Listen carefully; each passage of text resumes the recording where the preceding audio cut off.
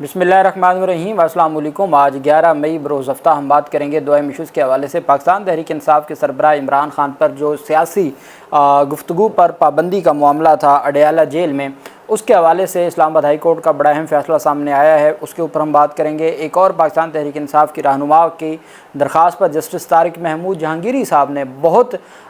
خوبصورت فیصلہ دیا ہے، اس کی تفصیل بھی میں آپ کے ساتھ شیئر کروں گا۔ اور سندھ ہائی کورٹ کی جانب سے دو بڑے فیصلے سامنے آئے ہیں۔ ایک تو سندھ ہائی کورٹ میں جماعت اسلامی اور دیگر کی درخواست تھی۔ سب سے پہلے تو ہم بات کر لیتے ہیں آزاد کشمیر میں جو بجلی کے بلوں کی وجہ سے اور وہاں پر جو آٹا سستا کرنے کے حوالے سے احتجاج جاری ہے، اور اس وقت وہ احتجاج پورے آزاد کشمیر میں پھیل چکا ہے، اور جس میں ہمیں نظر آتا ہے کہ وہاں جو آزاد کشمیر حکومت کی جانب سے بھی، چونکہ نااہل حکومت ہے اور اس طریقے سے جو حکومتیں جب لائی جاتی ہیں ووٹ آف نو کانفیڈنس کے ذریعے، اور جن کو عوام مینڈیٹ دیتی ہے ان سے حکومتیں چھین کر نالائق لوگوں کو دی جاتی ہیں، تو چونکہ وہ عوام کے مینڈیٹ سے نہیں آئے ہوتے، اس وجہ سے ان کو عوام سے، ابھی آپ کسانوں کی حالت دیکھ لیں، اور ہمارے ہاں ہر جو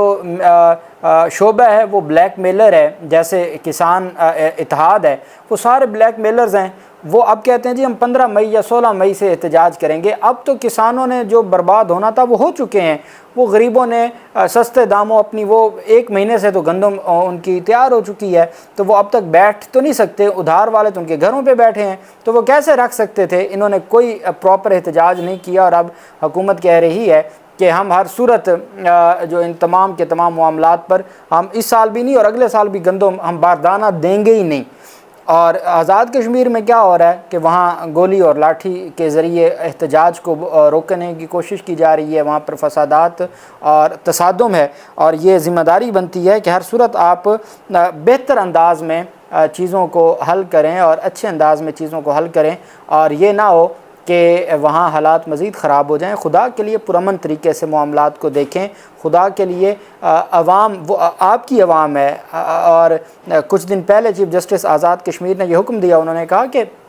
آپ ان پہ اتنا نہ ظلم کریں، عوام کے اوپر اتنا بوجھ نہ ڈالیں، اور میں سمجھتا ہوں کہ ہوش کے ناخن لیں گے اور ظلم کو روکا جائے گا اور پرامن طریقے سے معاملات کو حل کیا جائے گا۔ سندھ ہائی کورٹ نے کے الیکٹرک کی جانب سے بجلی کے بلوں میں میونسپل ٹیکس کی وصولی روکنے کے حکم امتناع میں 23 مئی تک توسیع کر دی۔ کے الیکٹرک کے بلوں میں میونسپل ٹیکس کی وصولی کے خلاف جماعت اسلامی اور دیگر کی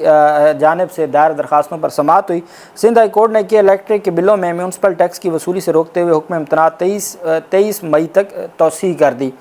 26 ستمبر 2022 کو سندھ ہائی کورٹ کے اس وقت کے ایڈمنسٹریٹر کراچی مرتضی وہاب کی کے الیکٹرک کے ذریعے بجلی کے بلوں میں میونسپل ٹیکس کے نفاذ کو جاری رکھنے کی استدعا مسترد کرتے ہوئے عدالت نے حکم امتناع جاری کیا تھا۔ جماعت اسلامی نے کراچی میں میٹروپولیٹن کارپوریشن کے لیے کے الیکٹرک کے بجلی کے بلوں کے ذریعے municipal utility charges and taxes کی وصولی کے خلاف سندھ ہائی کورٹ میں درخواست دائر کی تھی۔ اب اس میں یہ پیش رفت سامنے آئی ہے کہ سندھ ہائی کورٹ نے 2022 سے جو حکم امتناع چلتا آ رہا ہے اور جو میونسپل ٹیکس یہ وصول کرنا چاہتے تھے، اب وہ آ کے اس میں مزید توسیع کر دی گئی ہے، اور اب دیکھنا یہ ہے کہ یہ معاملہ کب تک چلے گا اور کب جا کے یہ فائنلی ڈیسائیڈ ہوگا۔ دوسری طرف اہم پیش رفت سامنے آئی ہے director general Malir development authority, جو ڈی جی ہے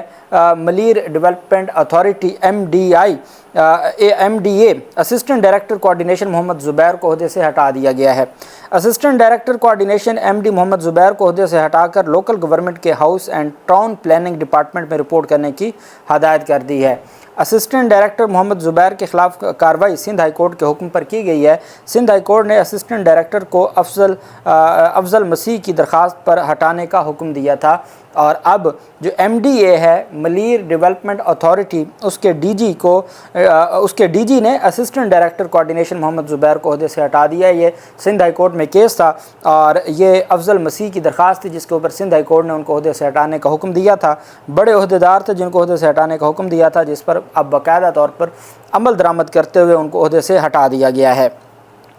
اب ہم آ جاتے ہیں پاکستان تحریک انصاف کی خاتون رہنما زرتاج گل۔ انہوں نے حج کے فریضے کے لیے سعودی عرب جانا تھا اور ان کا نام ECL میں ہے، جیسے پورے پاکستان میں پاکستان تحریک انصاف کے جو رہنما ہیں یا پاکستان تحریک انصاف سے جڑے صحافی یا سوشل میڈیا سے تعلق رکھنے والے لوگ ہیں، تمام کے نام یا PCL میں ہے یا ECL میں ہے، اور کسی کو بیرون ملک عمرہ تک کرنے کی اجازت نہیں دی جاتی، اور یہ سلسلہ ایسے ہی جاری ہے۔ سابق وفاقی وزیر زرتاج گل کا نام حج کی ادائیگی کے لیے ECL سے نکالنے کی درخواست پر اسلام آباد ہائی کورٹ کے جسٹس طارق محمود جہانگیری صاحب نے سماعت کی۔ اب جو حکم نامہ جاری کیا ہے جسٹس طارق محمود جہانگیری صاحب نے، آپ نے دیکھا ہوگا طارق محمود جہانگیری صاحب نے کل بڑی خوبصورت گفتگو کی اور انہوں نے افسوس کا اظہار کیا کہ ہم تو جج بنے تھے عزت کے لیے، وکیل ہوتے ہوئے آزادی تھی، جج بنے ہیں تو ہماری تو ہر چیز مینیج ہو رہی ہے، ہر چیز کو دیکھا جا رہا ہے، ریکارڈنگ ہو رہی ہے، پابندیاں ہیں، اور جو بہت کچھ وہ جو کہتے انہوں نے بہت کچھ کہہ دیا تھا اور ان کی جانب سے بڑے تگڑے ریمارکس بھی دیے گئے تھے۔ اب اسلام آباد ہائی کورٹ میں جسٹس طارق محمود جہانگیری صاحب نے زرتاج گل کی درخواست پر حکم دیتے ہوئے تحریری حکم نامہ میں کہا ہے کہ سیکرٹری داخلہ قانون جاننے والے سینئر افسر کو عدالت کی معاونت کے لیے مقرر کریں۔ عدالت نے ہدایت کی کہ مجاز افسر متعلقہ ریکارڈ کے ساتھ آئندہ سماعت پر عدالت میں پیش ہو اور کیس کے حقائق سے واقف ہو۔ حکم نامہ میں عدالت نے کہا کہ وکیل کے مطابق پٹیشنر کے خلاف احتجاج پر متعدد مقدمات درج کیے گئے، قانون کا میں سامنا کر رہی ہوں، اور وکیل نے بتایا کہ زرتاج گل کسی بھی کیس میں مفرور یا اشتہاری نہیں ہے، ضمانت حاصل کر رکھی ہے۔ پٹیشنر کے مطابق ان کا نام ECL نو فلائی لسٹ یا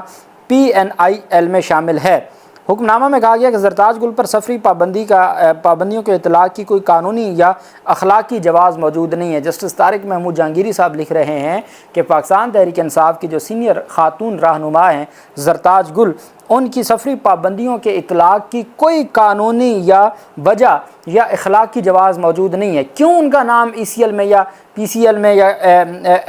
PNI میں نو فلائی لسٹ میں یا PNI میں شامل کیا گیا ہے،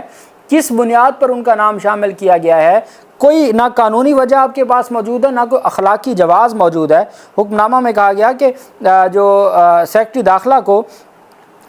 PNIL سے نام نکالنے کی 13 مارچ کو درخواست دی تھی، جس کا جواب آج تک نہیں دیا گیا۔ پٹیشنر کے وکیل نے استدعا کی کہ زرتاج گل حج پر جانا چاہتی ہیں، اس لیے درخواست پر جلد فیصلہ کیا جائے۔ عدالت نے کہا کہ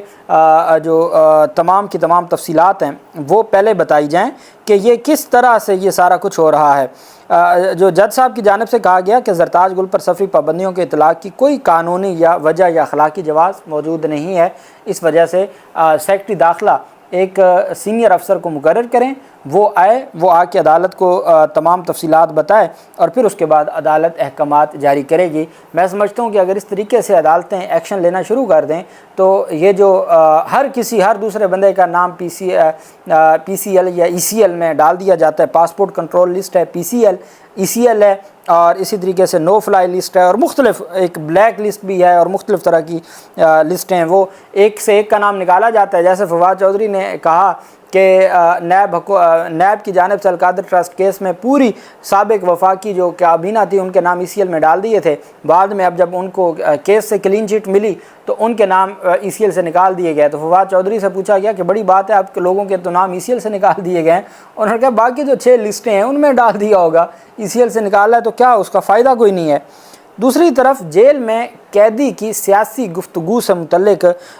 جو عدالت میں سماعت تھی، جسٹس